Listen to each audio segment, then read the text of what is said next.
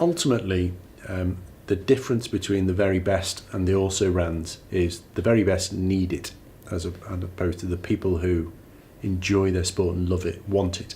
And when it really comes down to the death, that can be the deciding factor. I wasn't bullied at school, as I mentioned in the talk, but I didn't have a great time. I left with quite low self-esteem, low self-confidence, was academically ordinary at best, sports-wise ordinary, everything was ordinary. And so from sport, I got some self-worth. Everything was vested in the sport and the result. And so it was very, very important to me. And it made me dig that bit deeper, I think, than a lot of other people. That, I think, is very common to top performers. If you actually look in their background at their childhood, you'll almost, it's not necessarily traumatic, but something that means that they need it more than the other person.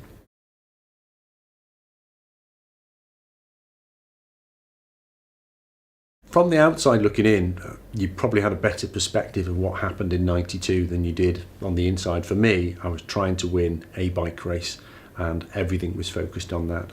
And I didn't really consider the history of the event or the magnitude of the event, or at least I tried not to. I tried to focus on what I could control, the bits of it that were about going faster. And the result is whatever it is when you finished and you look back at the result board. Only afterwards, really, did I fully start to absorb, and months afterwards, the magnitude of what this meant. The first gold medal in 72 years, and it unlocked a lot of funding. So the Manchester Velodrome, which became the home of British cycling, dubbed the Medal Factory, was pretty much signed off on the back of that event in 1992. So you don't realise the ripple effect of a single event.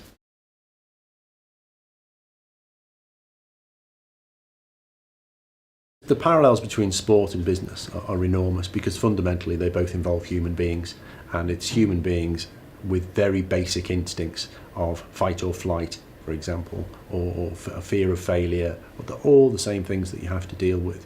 And if you can create in either walk of life a fascination with the journey, the process of being better as opposed to being the best, then you're in a much healthier place and likely to get the best results, because you focus on the things that are going to make a difference and ultimately will lead to you being the best. So it's subtle psychology, but a focus on the journey rather than the destination gets much better results.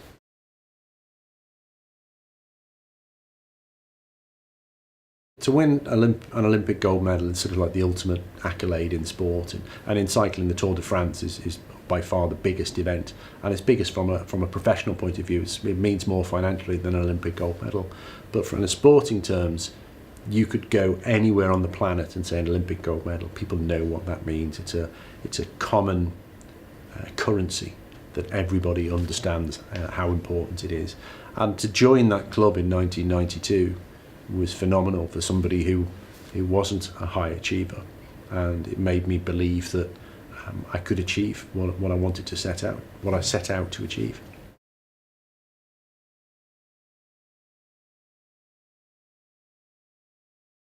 The Lotus experience was fundamental in many ways, probably more in depth than people realise, because we had an inventor, Mike Burrows, who produced almost the Lotus bike. He made it. It was his Burrows' wind cheater machine, and he took it to a local friend who worked at Lotus and said, we could get this into the Olympic Games. This would look fantastic with Lotus all over it. Lotus got involved. They came to me. We went to a wind tunnel to prove a concept, and we measured the difference between a standard bike and a Lotus bike. Lotus bike was clearly better. But more importantly than that, in the background, an aerodynamicist came along by the name of Richard Hill, who knew nothing about cycling, which was a huge benefit, because he experimented with my riding position and said, move like this, move like that. And we measured the difference in drag, in how much faster I could go. And with him was his friend, who was a cyclist from Lotus, and said, you can't ask him to do that. And Richard said, well, why not? Because he wasn't constrained by the history of the sport. He was just looking at the demands of the event.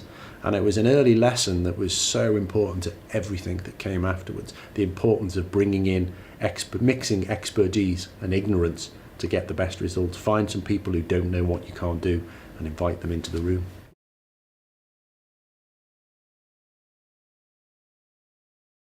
You've got to be prepared to fail. People bandy around the word innovate. What innovate actually means is quite big. What most people mean is they want to develop. So it's an important distinction, because if you want to innovate, if you want to genuinely do things differently, you have to be prepared to take risks. And risk means you have to also be prepared to fail. So you need to know how much you're prepared to fail and how you're going to measure success. And so it just needs to be set up right. But the mix of the team, if you genuinely want to innovate, then you have to ask people who don't know about your business, because those people bring something different. It was Einstein who said, never ask an expert to innovate, because they know what you can't do. And that's the same no matter what the topic is that you're trying to address.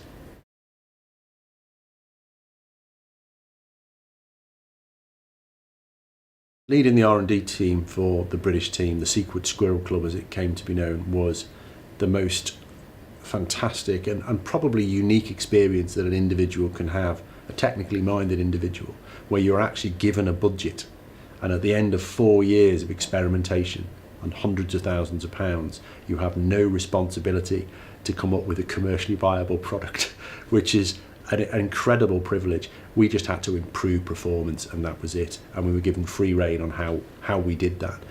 But by doing so, by having that freedom, we found things that would have been commercially viable. And there was a lesson in there, I think, for business. If you create a fund, a department, and you're not all over them for results in a few weeks or results in months, and you don't want to, you let them go and explore, they'll almost certainly spit out something that's new and innovative and commercially viable.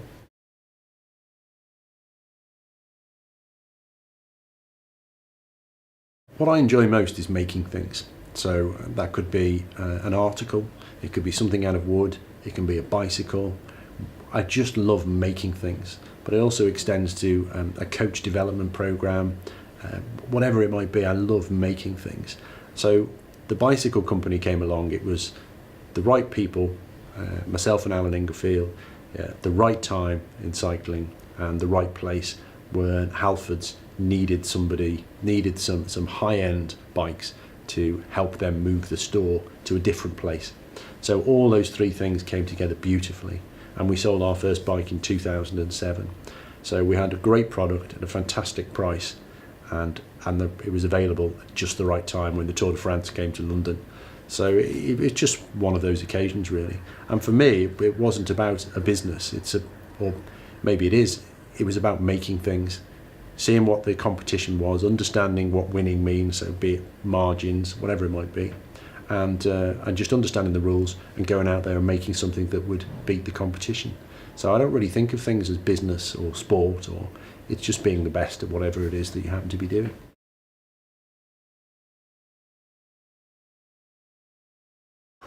I think it's difficult to pinpoint a single thing to take out from a speech. I'd possibly go for two. I think ultimately is to realise that you can only do the best that you can, and it doesn't matter the scale of it. Your decisions that you're making, doesn't matter about the scale. It could be millions of dollars, lives. You can only make the best decision that you can. And that the second would be attitude is a choice. It's not pressed upon you. What you have to do is not necessarily within your gift, the environment that you're in, but the attitude with which you choose to deal with is utterly down to you.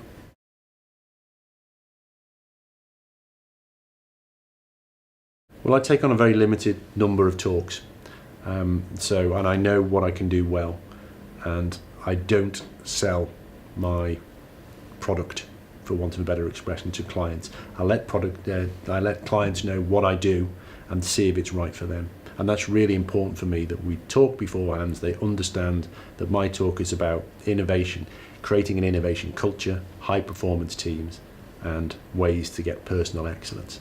And if after talking to me they understand that that's the product, and I tell them how it will work, then we all go into the room knowing what's going to happen, and they're invariably happy.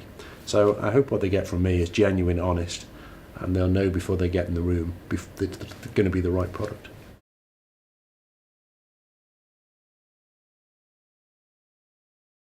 When finished talking, I hope that people leave the room feeling like they've learned something new, they've had some fun, and they've got something that they can take away and implement in the rest of their life. And from that, I think I'd be happy. I'd go home happy with that.